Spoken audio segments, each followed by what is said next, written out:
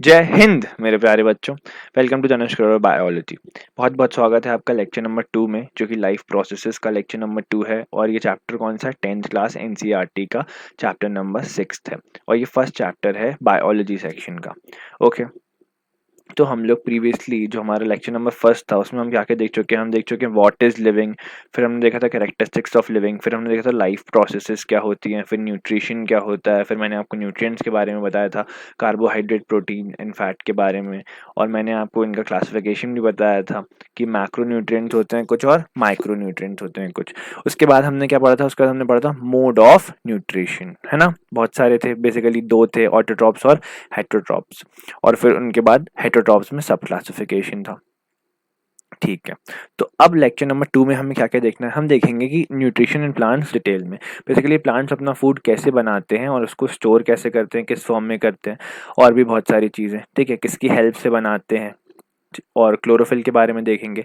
और एक एक्टिविटी देखेंगे जो कि एनसीईआरटी की है 6.1 एक्टिविटी। ओके, और opening and closing of stomata की प्रोसेस देखेंगे। चलिए, तो स्टार्ट करते हैं अपना पहला टॉपिक। वो क्या है? Nutrition in plants. Okay, carbon and energy requirement of the autotrophic organisms are filled by photosynthesis. हमको मालूम है जो भी ऑर्गेनिज्म ऑटोट्रॉपिक होते हैं वो एक प्रोसेस करते हैं, और उस प्रोसेस का नाम क्या रहता है? फोटोसिंथेसिस, जिससे वो लोग अपना फूड की रिक्वायरमेंट और कार्बन की रिक्वायरमेंट फुलफिल करते हैं। फोटोसिंथेसिस का मतलब मैंने आपको पहले भी बताया था, और आपको नहीं पता तो हम बचपन से पढ़ते आ रहे हैं। फोटो वर्ड का मतलब होता है लाइट, और सिंथेसिस का मतलब होता है प्रिपरेशन। तो बेसिकली लाइट की प्रेजेंस में प्रिपरेशन करना फूड की, वही क्या कहलाती है? फोटोसिंथेसिस की process. It is the process by which autotrophs take in substances from outside and convert them into stored forms of energy. Basically ना क्या करते हैं? बाहर से ऑटोट्रॉप्स कुछ सब्सटेंसेस लेते हैं और उनको काय में कन्वर्ट कर देते हैं? स्टोर्ड फॉर्म्स में, और बेसिकली एनर्जी में।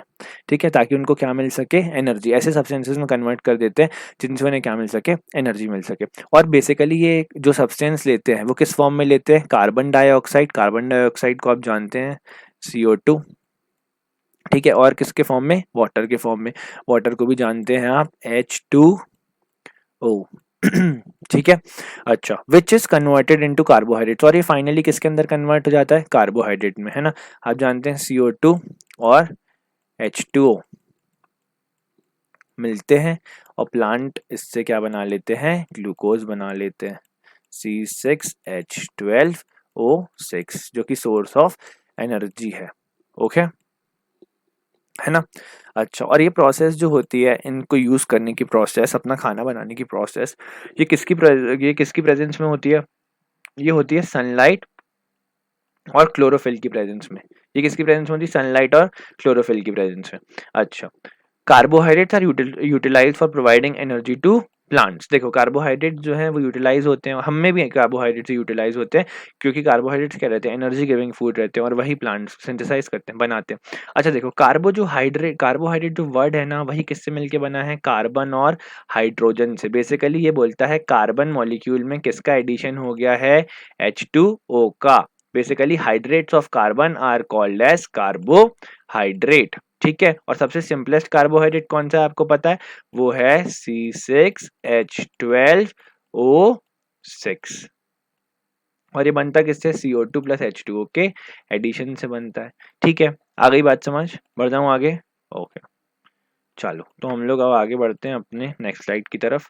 और the carbohydrates which are not used immediately are stored in the form of starch. क्या होता है? अब कार्बोहाइड्रेट्स तो बन रहे हैं, ग्लूकोज तो बन रहा है, लेकिन जरूरी नहीं है ना कि उसी समय उस एनर्जी की जरूरत हो। तो वो लोग क्या करते हैं? उसको स्टोर कर लेते हैं, और स्टोर करेंगे तो किस फॉर्म में करते हैं? स्टार्च के फॉर्म में। याद रखेंगे, जो प्लांट्स होते हैं उनमें स्टार्च के फॉर्म में फूड स्टोर होता है। और स्टार्च क्या है? Starch is a polymer of glucose. Starch जब बहुत सारी यूनिट मिलती, अच्छा, पॉलीमर आपको पता है ना क्या होता है? पॉली का मतलब होता है मैनी, है ना, और मर का मतलब होता है यूनिट्स। तो जब ढेर सारी यूनिट्स मिलती हैं किसी चीज की या अलग अलग चीजों की, और वो मिलके एक सब्सटेंस को बना रही हैं, वो सब्सटेंस क्या कहलाता है? उन छोटी छोटी यूनिट्स का पॉलीमर। और एक यूनिट को हम क्या बोलते हैं? मोनोमर। तो बेसिकली स्टार्च का मोनोमर क्या है? पॉलीमर। सॉरी, स्टार्च का मोनोमर क्या है? ग्लूकोज है। जब बहुत सारे ग्लूकोज के मॉलिक्यूल मिलते हैं तब जाके क्या बनता है? स्टार्च। आगे बात समझ, 1 यूनिट को क्या बोलते हैं, मोनोमर। ठीक है, ऐसे ही एक और पॉलीमर होता है जैसे हम सेल्यूलोज बोलते हैं, और सेल्यूलोज किसका पॉलीमर होता है, स्टार्च का। ठीक है, वो भी हमको प्लांट्स में देखने को मिलता है, एनिमल में नहीं देखने मिलता, एनिमल डाइजेस्ट भी नहीं कर सकता सेल्यूलोज को, मतलब हम लोग नहीं डाइजेस्ट कर सकते सेल्यूलोज को। ठीक है, which serves as the internal energy reserve to be used and when required by the plant. Basically जब प्लांट को रिक्वायरमेंट होगी, ये बेसिकली स्टोर है, जैसे एफडी करा लेते हैं ना हम लोग फिक्स डिपॉजिट की, भैया ये क्या करो, ये जमा करके रख लो, जब हमको चाहिए होगा, ना ये मल्टीप्लाई होगा ना कुछ होगा, बस ये जमा रहेगा ये पैसा। ठीक है, तो ऐसे ये एनर्जी क्या रहेगी, जमा रहेगी, किसके फॉर्म में, स्टार्च के फॉर्म में। जब प्लांट को जब जरूरत पड़ेगी, जब रिक्वायरमेंट होगी उस एनर्जी की, तब वो स्टार्च को तोड़ के वापस से क्या बना लेगा, ग्लूकोज बना लेगा, और उस एनर्जी को यूज कर लेंगे। आ गई बात समझ, है ना। अच्छा, सिमिलरली जो हमारी बॉडी भी होती है ना, उसमें भी जो एक्स्ट्रा एनर्जी स्टोर होती है वो किसके फॉर्म में होती है, ग्लाइकोजन के फॉर्म में होती है। किसके फॉर्म में होती है, ग्लाइकोजन के फॉर्म में। जब बॉडी को उस एनर्जी की नीड नहीं होती, तब वो किस फॉर्म में उसको स्टोर करके रखती है, ग्लाइकोजन के फॉर्म में रख लेती है। फिर जब उस एनर्जी की रिक्वायरमेंट होती है, ठीक है, तब वो क्या करेगा, ग्लाइकोजन ब्रेक होगा वापस से और क्या बना लेगा, ग्लूकोज बना लेगा। ठीक है ना, ये सब हार्मोन्स के कारण होता है। अभी जब अपन लोग हार्मोन वाला चैप्टर पढ़ेंगे तब आपको मैं बताऊंगा कि किस हार्मोन के कारण हमारा ग्लूकोज जो है वो ग्लाइकोजन में कन्वर्ट हो जाता है, और जो ग्लाइकोजन है वो ग्लूकोज में। ठीक है, बेसिकली ग्लूकोज ग्लाइकोजन में कन्वर्ट होता है और ग्लाइकोजन ग्लूकोज में। अच्छा, रिएक्शन इन्वॉल्व इन फोटोसिंथेसिस। देखो, जो रिएक्शन इन्वॉल्व होती है फोटोसिंथेसिस में, वो हम अगली स्लाइड में देख रहे हैं। ठीक है, बहुत अच्छी रिएक्शन होती है, आपने बचपन से पढ़ी होगी। ठीक है, देखो हम लोग ना उसको इस रिएक्शन से रिप्रेजेंट कर सकते हैं कि 6CO2 के मॉलिक्यूल लगे, 6H2O के मॉलिक्यूल लगे, बैलेंस इक्वेशन है, तो हमको क्या मिलेगा, 6 C6H12O6 प्लस 6O2। ठीक है, फोटोसिंथेसिस नाम की जो प्रोसेस है उसमें क्या क्या लगता है, क्लोरोफिल की प्रेजेंस में होती है, सनलाइट की प्रेजेंस में होती है, और साथ में क्या रिलीज होती है, ऑक्सीजन। और ऑक्सीजन क्या है, वाइटल गैस, बेसिकली बहुत इंपॉर्टेंट गैस है, और ये हम लोगों के जीने का ही यही कारण है, ऑक्सीजन। अगर ऑक्सीजन नहीं होगी तो हम जी नहीं पाएंगे, है ना। और बेसिकली आपने देख लिया कि जो ग्लूकोज है वो बनता है फोटोसिंथेसिस में। देखो, CO2 represents carbon dioxide, H2 represents water, light energy is required, light energy require होती है यहाँ पे। C6H12O6 हमारा ग्लूकोज है, और O2 क्या है, ऑक्सीजन। आ गई बात समझ, कोई डाउट, मेरे ख्याल से नहीं। चलो ठीक है, बढ़ जाते हैं आगे। अच्छा, ओके, हमारी स्लाइड नंबर नेक्स्ट, है ना। अब देखो, स्टेप्स इन्वॉल्व इन फोटोसिंथेसिस। जो फोटोसिंथेसिस होता है ना, उसमें कुछ स्टेप्स इन्वॉल्व होते हैं। पहला स्टेप क्या होता है, absorption of light energy by chlorophyll. देखो, जो क्लोरोफिल मॉलिक्यूल है ना, उसका काम ही क्या होता है, लाइट एनर्जी को ट्रैप करना, बेसिकली लाइट एनर्जी को पकड़ना। तो एब्जॉर्ब कौन करता है, क्लोरोफिल। ठीक है, उसके बाद क्या होता है, लाइट एनर्जी का कन्वर्जन होता है केमिकल एनर्जी में, किसके कारण, जब वाटर मॉलिक्यूल टूटते हैं हाइड्रोजन और ऑक्सीजन में, है ना। Conversion of light energy to chemical energy and splitting of water molecule. Basically light energy का कन्वर्जन होता है केमिकल एनर्जी में, और वाटर मॉलिक्यूल्स टूटते हैं किसमें, हाइड्रोजन और ऑक्सीजन में। अब बेसिकली वाटर मिलके ही बना हुआ है H2O से, हाइड्रोजन और ऑक्सीजन, तो वापस से टूटेगा भी तो क्या देगा, हाइड्रोजन प्लस ऑक्सीजन देगा। कोई बात में डाउट आपको, कोई शक नहीं, मेरे ख्याल से नहीं। चलो ठीक है, आगे बढ़ जाते हैं। Reduction of carbon dioxide to carbohydrate. देखो, अच्छा, यहाँ पे reduction of carbon dioxide to carbohydrate. अब ना एक वर्ड आया रिडक्शन, आप लोगों को हो सकता है कंफ्यूजन रहता हो रिडक्शन और ऑक्सीडेशन वर्ड में, जो कि केमिस्ट्री में पढ़ते हैं, लेकिन बायो में भी इसका बहुत बड़ा रोल है। ठीक है, तो आप एक चीज बता देता हूँ आपको कि रिडक्शन और ऑक्सीडेशन बेसिकली होता क्या है। तो देखो, जो रिडक्शन है, रिडक्शन का मतलब है addition of hydrogen. Addition of hydrogen को हम क्या बोलते हैं, reduction. Addition of hydrogen, addition of hydrogen को हम क्या बोलते हैं, रिडक्शन। ठीक है ना, okay. Basically addition of electron भी क्या है, रिडक्शन ही है। एडिशन ऑफ इलेक्ट्रॉन भी क्या है, रिडक्शन ही है। आ गई बात समझ, है ना। और एक और वर्ड होता है ऑक्सीडेशन। ऑक्सीडेशन में क्या होता है, बेसिकली ऑक्सीडेशन का मतलब होता है addition of oxygen, addition of oxygen. और इसकी दूसरी डेफिनेशन होती है रिमूवल ऑफ हाइड्रोजन, और रिमूवल ऑफ हाइड्रोजन। आ गई बात समझ। तो बेसिकली जो CO2 है उसमें H का एडिशन हो रहा है ना। अब बोलोगे कहाँ से हो रहा है, तो सर ये वाटर मॉलिक्यूल टूटा था ना, तो वाटर मॉलिक्यूल ने हाइड्रोजन और ऑक्सीजन दिया था, तो ऑक्सीजन बाहर लिबरेट हो रही है, और जो हमारा CO2 है उसमें किसका एडिशन हो जा रहा है, H का। आ गई बात समझ। और साथ में कुछ O के मॉलिक्यूल्स का भी हो रहा है। पर आ गई ना बात समझ।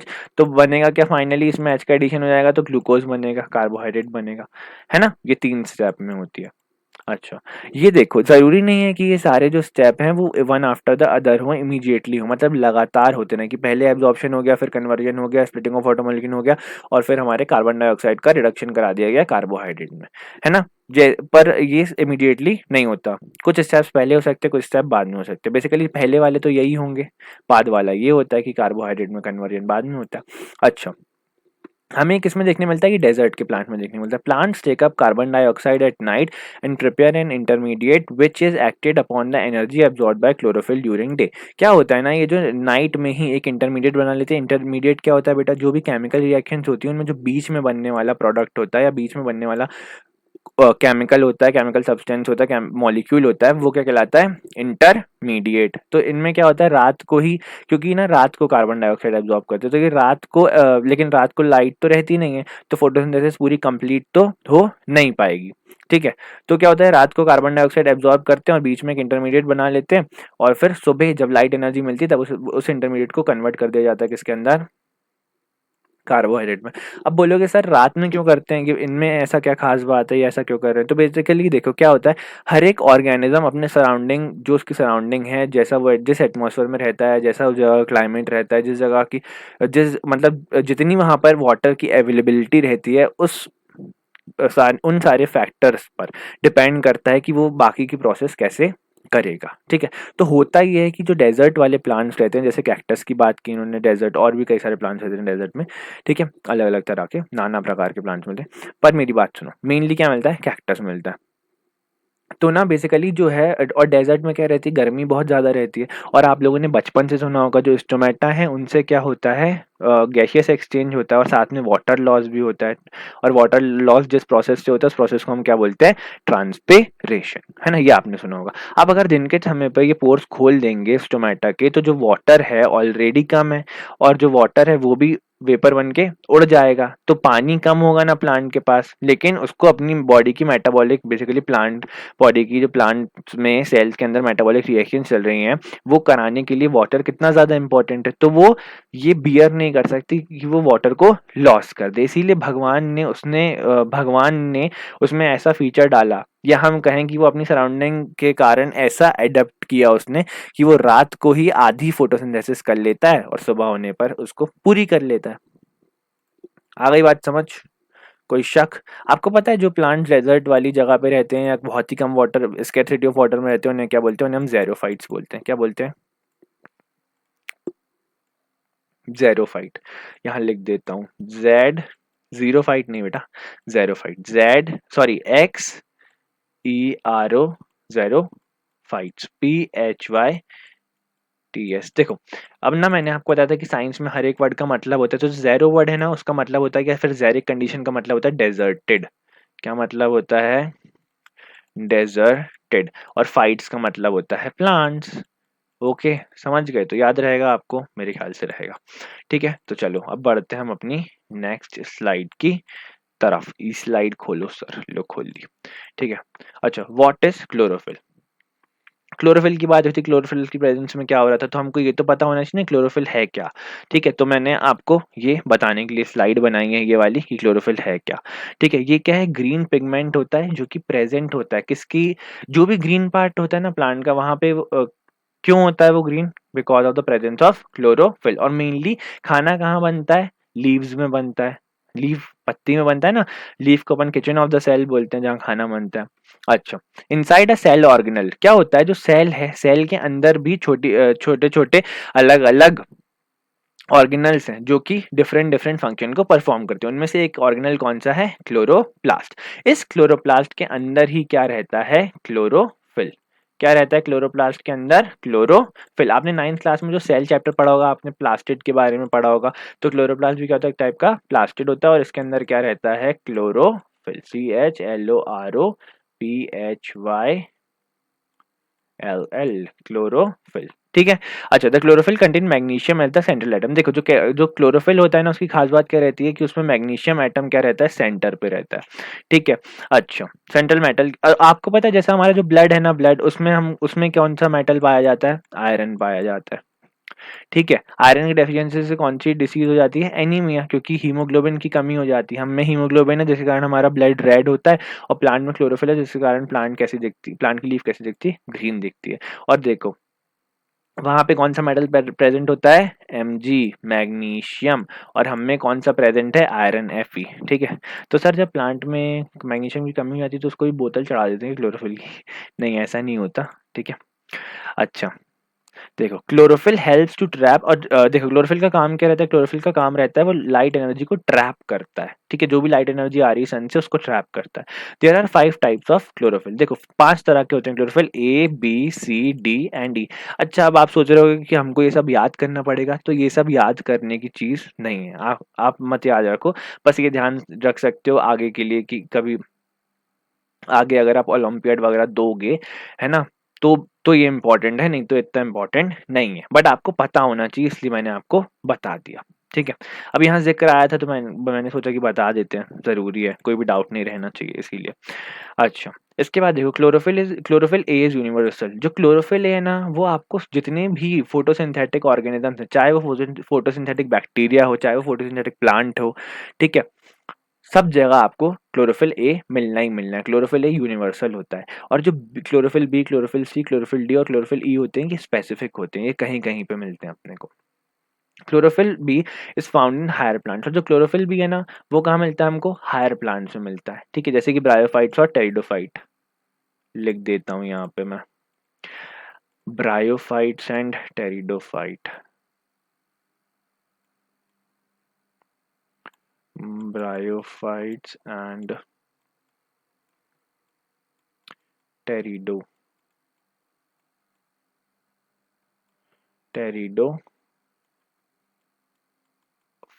ठीक है, समझ गए? अच्छा, अरे आपको मालूम होगा ना, जो किंगडम प्लांट है उसकी शुरुआत कहाँ से हुई? एल्गे से हुई। एल्गे, ब्रायोफाइट, टेरिडोफाइट, फिर जिम्नोस्पर्म, फिर एंजियोस्पर्म। तो जो हायर प्लांट कहलाते हैं वो एल्गे के बाद से कहलाना चालू कर देते हैं, ब्रायोफाइट, टेरिडोफाइट। ठीक है, उन सब में कौन सा मिलता है? क्लोरोफिल भी। अच्छा, फिर क्या है? Chlorophyll C is found in brown algae. Brown algae और डायटम्स कुछ स्पीशीज होती हैं, ठीक है ना, एल्गे की कुछ स्पीशीज होती है, उनमें हमको देखने को मिलता है। Formula for chlorophyll A. Chlorophyll A का फॉर्मूला मैंने यहाँ पे नोट किया गया। देखो इसमें आपको बस देखने वाली बात क्या है कि यहाँ पे आपको Mg दिख रहा है, जो कि मैंने आपको बताया था कि क्लोरोफिल ए कंटेन्स Mg। वैसे इन सब में ही Mg मिलेगा आपको। क्लोरोफिल की खास बात ये रहती है कि उसमें मैग्नीशियम एटम रहता है, सेंट्रल एटम। ठीक है। अच्छा, अब हम पढ़ने जा रहे हैं एनसीईआरटी की एक एक्टिविटी। इस एक्टिविटी कौन सी है? ये 6.1। ठीक है, लीव्स को उठा के थोड़ा साइड में रख देते हैं, इसको भी उठा के थोड़ा सा साइड में रख देते हैं और इसको पढ़ते हैं। ठीक है, जब इनकी जरूरत पड़ेगी तब वापस से मैं आपको दिखा दूंगा। Take a potted plant with variegated leaves. अच्छा, ये देखो जो वेरीगेटेड लीव्स है ना, इस वर्ड का मतलब है, मैंने यहाँ पे इसलिए फोटो ली है। देखो, वेरीगेटेड लीव्स का मतलब है ऐसी लीफ जिसमें सिर्फ ग्रीन ग्रीन कलर ना हो, बीच बीच में येलो येलो भी हो। जैसे आपको इसमें दिख रहा होगा, ये तो क्या है? ग्रीन। मैं येलो येलो वाली जगह मार्क करता हूँ। ये देखो, ये जगह आपको दिख रही होगी क्या है? येलो। ऐसे ही ये जगह आपको दिख रही होगी क्या है? येलो। ठीक है, और आप बोलोगे कि सर ये कौन से प्लांट की लीफ है? तो ना एक बाबा जी इस प्लांट को अपने घर में रखने को बोलते थे, जिससे बहुत सारा पैसा आता था। शायद आप समझ गए होगे। वैसे ये है मनी प्लांट, मैं आपको बता देता हूँ। ठीक है, क्या है? Money plant. ठीक है, इसका नाम ही क्या है? Money plant. मनी प्लांट रखो, काला पर्स रखो, बहुत पैसा आएगा। ठीक है, चलो ये सब बात छोड़ते हैं। बट ये समझ गए ये कौन सी लीफ है? Money plant. ठीक है, उसके बाद एक और यहाँ पे आपको दिख रही होगी सारी रंग बिरंगी, कौन सी है? तो बेसिकली ना, ये रंग बिरंगी जो है वो एक स्पीशीज होती है प्लांट की, उसका नाम होता है क्रोटॉन। ठीक है, तो ये ऐसी लीव होती है। ठीक है, इस लीव में भी आपको देखो लगातार ग्रीन नहीं दिख रहा, इसमें आपको वेरिएंट्स दिख रहे हैं। बेसिकली यहाँ ग्रीन दिख रहा है और ये पूरी जगह क्या दिख रही है आपको? येलो, है ना, और ऐसे ही अलग अलग कलर। समझ गए बात को? तो ऐसी लीफ लेना है अपने को। ठीक है, उसका कारण क्या है वो भी हम एक्टिविटी के दौरान समझ जाएंगे।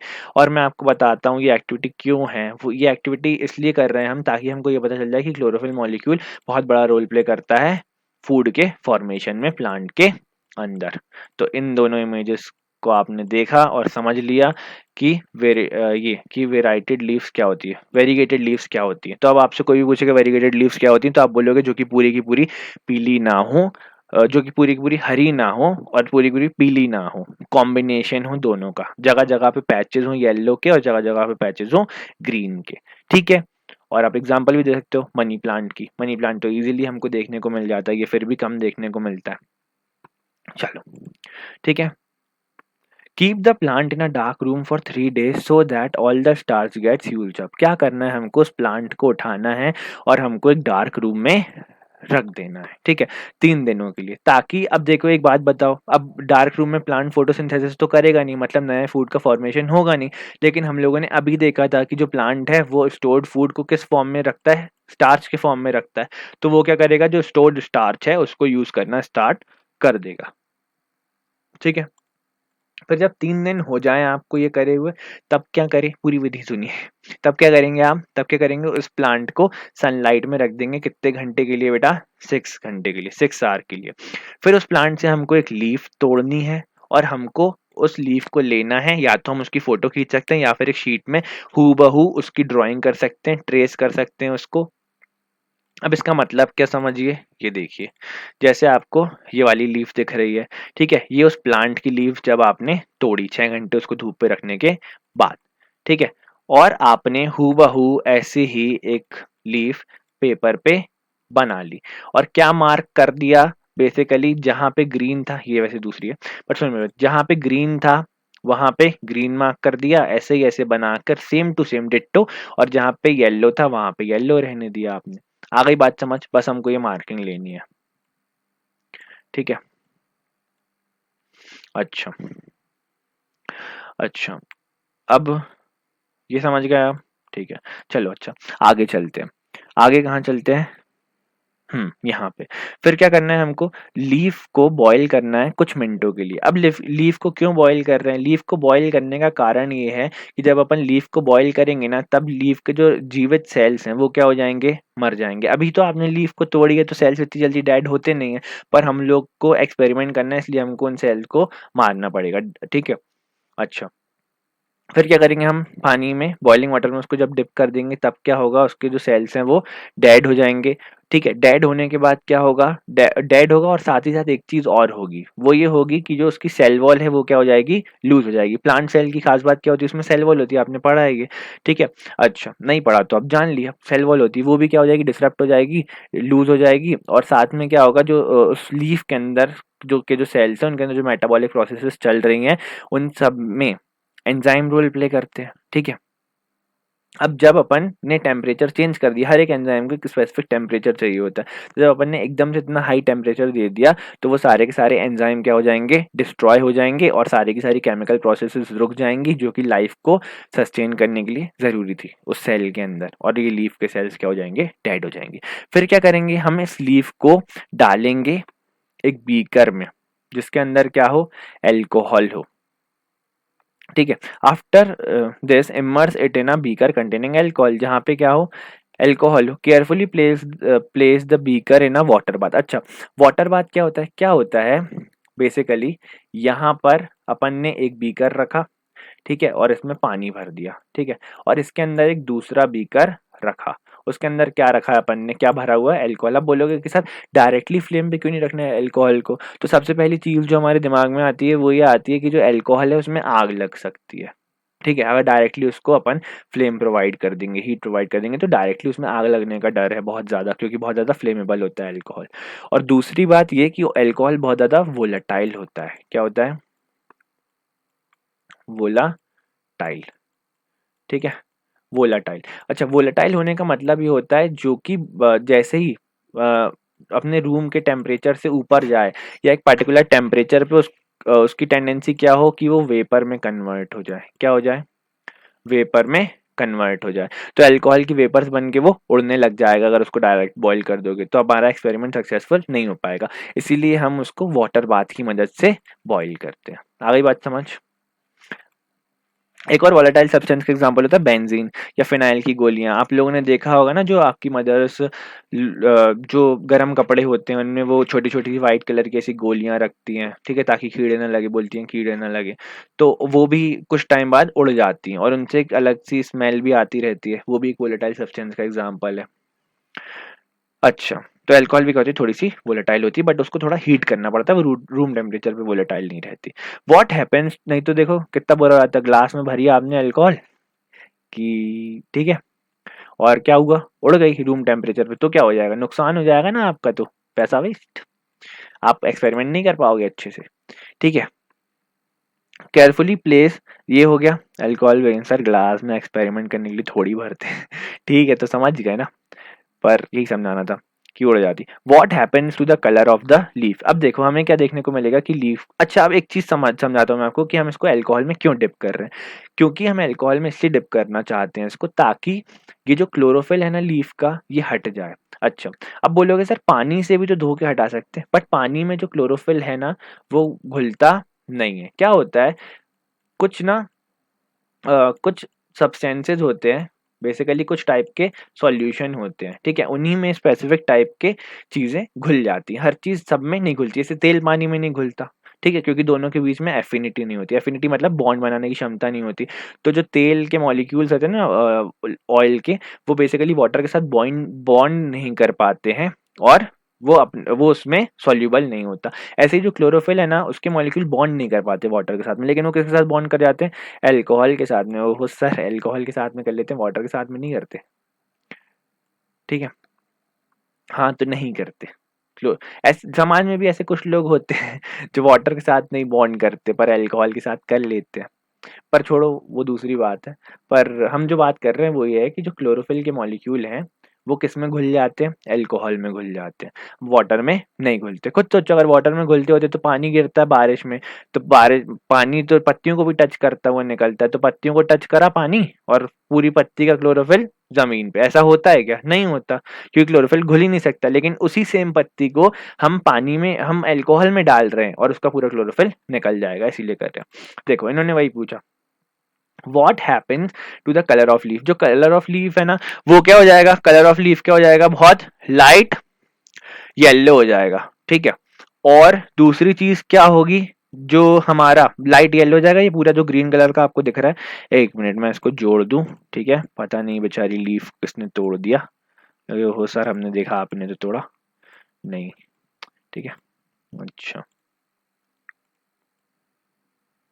तो ये यहाँ था, चलो पजल की तरह हमने इस लीफ को जोड़ के सॉल्व कर लिया है। अब इसको देखते हैं थोड़ा, ठीक है। हाँ, तो बेसिकली मैं ये बोल रहा था, जैसे ही आप अल्कोहल में डुबाओगे तो ये जो आपको ये दिख रहा था ग्रीन वाला पार्ट, ये चला जा चुका होगा, ये भी जा चुका होगा, ये भी जा चुका होगा, ये भी जा चुका होगा। तो आपको ये पूरी की पूरी जो लीफ है ना, ये कैसी दिखने लग जाएगी, लाइट येलो, जैसी ये है, जैसी ये दिख रही है आपको, ये पीछे वाला शेड दिख रहा है ना, ये आपको ये वाला शेड आ जाएगा इसमें, ठीक है। और सॉल्यूशन के कलर को क्या होगा, अब सॉल्यूशन में तो क्लोरोफिल घुल गया, क्लोरोफिल ग्रीन कलर का होता है, तो सॉल्यूशन का कलर भी कैसा हो जाएगा, ग्रीन कलर का हो जाएगा, कोई शक नहीं। Now dip the leaf in a dilute solution of iodine for a few minutes. अब क्या करना है, डीप को एक सॉरी लीफ को डिप करना है एक डाइल्यूट सॉल्यूशन ऑफ आयोडीन में, ठीक है, डाइल्यूट सॉल्यूशन आयोडीन। अब बोलोगे सर डाइल्यूट सॉल्यूशन क्या होता है, तो बेसिकली ना आज एक चीज समझ लो, डाइल्यूट और कंसंट्रेट के बीच का डिफरेंस, जिसमें सॉल्वेंट ज्यादा सॉल्यूट कम। अब यहाँ पे सॉल्यूट की बात करिए अपन ने, तो सॉल्यूट यहाँ पे क्या होगा, आयोडीन होगा, तो जिसमें, सुनो मेरी बात, मैं ये बस ये बोल रहा हूँ, और यहाँ आयोडीन के आयोडीन पे ही नहीं, हर जगह पे ये एप्लीकेबल है कि जहाँ पे सॉल्यूट कम हो और सॉल्वेंट ज्यादा हो, वो सॉल्यूशन क्या होता है, dilute. Solvent more solute less is known as dilute. और कंसंट्रेटेड में क्या होगा, उल्टा, सॉल्वेंट कम और सॉल्यूट ज्यादा, ठीक है। आगे बात समझ, जैसे हम बोलते हैं ना कंसंट्रेटेड एसिड है, मतलब उसमें एसिड का परसेंटेज ज्यादा है और सॉल्वेंट यानी वाटर का परसेंटेज कम है ना। अब यूनिवर्सली तो बहुत सारी जगह पे वाटर ही एज अ सॉल्वेंट यूज होता है, बट कहीं कहीं पे नहीं भी होता। बट मैं आपको बताना चाह रहा था कि कंसंट्रेटेड डाइल्यूट में फर्क ये होता है कि जो सॉल्यूट के पार्टिकल हैं, जिसकी बात कर रहे हैं, जिसका सॉल्यूशन बना रहे हैं, उसके पार्टिकल्स कम होंगे। इसका मतलब डाइल्यूट आयोडीन सॉल्यूशन में आयोडीन के पार्टिकल्स थोड़े से, आयोडीन की क्वांटिटी थोड़ी क्या होगी, कम होगी। थोड़ी देर के लिए उसमें डुबे डुबे डुबे डुबे बोल रहा हूँ, डुबो के रख देंगे, डिप करके रख देंगे। उसके बाद जब इसको निकालेंगे ना और इसको धोएंगे, साफ करेंगे कि जो एक्सेस ऑफ आयोडीन है वो रिमूव हो जाए, तब हम क्या देखेंगे, तब हम देखेंगे कि हमें जो लीफ है वो ऐसी दिखने लग जाएगी। कैसी? ऐसी, हाँ ऐसी, सही लीफ उड़ गई है ना, ऐसी देखने लग जाएगी। बेसिकली क्या देखेगा हमको, जहां जहां पे पहले क्लोरोफिल था वहां वहां पर ये आयोडीन ने किसी को कलर कर दिया है। और ये पता है क्या है, ये क्या है, ये लीफ है। अरे हाँ लीफ है सर, वो तो हमको भी पता है, ये स्टार्च है। क्या है ये? स्टार्च है। क्लोरोफिल जा चुका है यहाँ से और स्टार्च रह चुका है। अब बोलोगे कि सर स्टार्च सिर्फ यहीं यहीं पे क्यों देखा? अब उसका रीजन समझो। जब अपन ने 6 घंटे के लिए इस लीफ को पानी, सॉरी पानी में नहीं, जब अपन ने इसको बाहर रखा था ना सनलाइट में, तब इस लीफ ने इतने दिन से तो खाना बनाया नहीं था। लेकिन हुआ ये कि जब जैसे ही इसको मौका मिला सनलाइट में, तब इसने क्या बना लिया, खाना बना लिया। और तुरंत के तुरंत क्या स्टोर करके रख लिया अपने पास? स्टार्च। ठीक है, और हमको यही देखना था। तो हम समझ गए कि जहां जहां पे क्लोरोफिल प्रेजेंट था वहीं वहीं पर स्टार्च है। इसका मतलब क्लोरोफिल ही मदद करता है लीफ को खाना बनाने में। वही हमको what you can conclude about the presence of starch in the various areas of the leaf. तो हम लोगों ने यही कंक्लूड किया कि जहां जहां पे क्लोरोफिल था वहीं वहीं पे स्टार्च है। इसका मतलब वहीं वहीं उसी उसी एरिया में फोटोसिंथेसिस हुई होगी, और फोटोसिंथेसिस से ही ग्लूकोज बनता है। और लीफ ने इतने दिन से खाना खाया नहीं था, तो उसने एनर्जी के लिए जितना फूड यूज किया, ग्लूकोज, वो यूज भी कर लिया और साथ में उसे कन्वर्ट करके भी रख लिया किसके अंदर? स्टार्च के अंदर। आ गई बात समझ? कोई डाउट? मेरे ख्याल से नहीं। कुछ भी होता है डाउट तो कमेंट सेक्शन में आप कमेंट करके पूछ सकते हो, कोई परेशानी वाली बात नहीं है, सारे डाउट क्लियर कर देंगे। आ गई बात समझ? एक्टिविटी है ना, है ना, आ गई? कोई डाउट नहीं है। चलो अब नेक्स्ट स्लाइड पे मूव ऑन करते हैं। How the plant obtain carbon dioxide. अब दूसरा सवाल आता है कि सर आपने तो बता दिया कि क्लोरोफिल की प्रेजेंस रहती है जिससे सनलाइट ट्रैप कर लेते हैं, ठीक है। अब सवाल आता है कि जो प्लांट है वो कार्बन डाइऑक्साइड को कैसे ट्रैप करते हैं। अच्छा, stomata which are tiny pores present on the surface of the leaves. Basically जो स्टोमेटा होते हैं वो टाइनी पोर्स प्रेजेंट होते हैं सरफेस ऑफ द लीफ। अच्छा, massive amount of gaseous exchange takes place in the leaves through the pores from the purpose pores for the purpose of the photosynthesis। क्या होता है basically, बहुत ज्यादा amount में gaseous exchange होता है leaves के थ्रू, लीव्स में जो पोर्स हैं उनके थ्रू। किस पर्पस के लिए? फोटोसिंथेसिस के लिए। The exchange of gases occurs across the surface of stem, roots and leaves as well. क्या होता है ना, जो स्टेम्स हैं वहां पे भी कुछ स्ट्रक्चर्स प्रेजेंट होते हैं, और रूट्स के पास भी कुछ स्ट्रक्चर्स होते हैं, और लीव्स में तो स्टोमेटा होते ही होते हैं। ठीक है, तो इन तीनों जगह से ही गैसियस एक्सचेंज हो रहा होता है। ठीक है, जब आप ट्रांसपिरेशन, मैं आपको ना नेक्स्ट क्लास में बताऊंगा कि वो स्ट्रक्चर कौन कौन से होते हैं, मैं आपको थोड़ा सा ट्रांसपिरेशन भी बताऊंगा वहां पे, तो हम देखेंगे लेंटिकुलर ट्रांसपिरेशन क्या होता है, एक्सेट्रा एक्सेट्रा। बट आप इतना समझ लो कि सिर्फ स्टोमेटा से ही गैसियस एक्सचेंज नहीं होता। ठीक है, उसका रीजन क्या है वो भी देखो, आपको आगे लिखा है, बता देता हूं मैं। वो देखो लिखा है, since large amount of water can also be lost through these stomata, the plant closes these pores when it does not need carbon dioxide for photosynthesis. Basically क्या होता है ना, अभी ये पोर्स अगर ओपन रहेंगे तो इनसे वाटर लॉस भी होता रहता है, तो वाटर लॉस लगातार होता रहेगा, तो इन पोर्स को बंद कर दिया जाता है जब प्लांट को कार्बन डाइऑक्साइड की जरूरत नहीं होती है ना। अब रात को तो फोटोसिंथेसिस कर नहीं रहा ना, वो समझ रहे हो ना बात को, रात को फोटोसिंथेसिस नहीं हो रही। ठीक है, अच्छा, opening and closing of stomata. अब मैं बताता हूँ आपको कि स्टोमेटा ओपन और क्लोज कैसे होता है। The opening and closing of stomata is function of the guard cell. एक टाइप का स्पेशल सेल प्रेजेंट होता है, ठीक है, हमारी लीव्स में, है ना, वो क्या कहलाते हैं? Guard cell. The guard cell swell when water flows into them. अब सीधी सी बात है, मान लो कि ना, अब जैसे ही इन सेल्स को पानी मिलता है तो ये अपने अंदर क्या कर लेते हैं, भर लेते हैं, और पानी इसके अंदर जाता जाएगा तो उसके कारण ये क्या हो जाएंगे, स्वेल हो जाएंगे, causing the stomatal pore to open. और बेसिकली जब ये फूलेगा, ये देखो, जब ये फूलेगा तो ब्रॉड हो जाएगा, और ये फैल जाएगा। बेसिकली ये यहाँ से ऐसा और ऐसा दूर हो जाएगा, ये दूरी क्या हो जाएगी, बढ़ जाएगी, तो स्टोमेटा क्या हो जाएगा, खुल जाएगा। आ गई बात समझ? ठीक है, अच्छा, और जब ये पानी बाहर चला जाएगा तो ये कैसा हो जाएगा, श्रिंक हो जाएगा। बेसिकली ये पास आ जाएगा। देखो पहले ये इस डायरेक्शन में मूव कर रहे थे, दूर दूर दूर मूव कर रहे थे, तो ये पोर को क्या होना पड़ रहा था, ओपन होना पड़ रहा था। अब ये किस डायरेक्शन मूव कर रहे हैं, इस और इस डायरेक्शन, अभी पास आ रहे हैं तो पोर क्या हो रहा है, क्लोज। तो गार्ड सेल क्या करते हैं, अपने अंदर जब इनके अंदर वाटर फ्लो करता है तब ये स्वेल अप हो जाते हैं और स्टोमेटा का पोर खुल जाता है, और गार्ड सेल से जब पानी बाहर जाता है तब ये श्रिंक हो जाते हैं। तो ये मैकेनिज्म होता है opening and closing of stomata का। आ गई बात समझ, कोई डाउट नहीं। और गार्ड सेल भी अलग अलग टाइप के शेप्स के होते हैं, ठीक है, बट अभी हमारा वो टॉपिक नहीं है। ये किस शेप का है, ये किडनी शेप्ड है, ठीक है, गार्ड शेप, गार्ड सेल्स। चलो टू बी कंटिन्यूड, फिर अब हम पढ़ेंगे नेक्स्ट क्लास में। तब तक के लिए आप ये सब कुछ रिवाइज करते रहें और कोशिश करते रहें अच्छे से अच्छा करने की, मेहनत करते रहो, पढ़ते रहो, ठीक है। अब मिलते हैं नेक्स्ट क्लास में। अपनी मम्मी पापा से प्यार करो, बस यही इंपॉर्टेंट।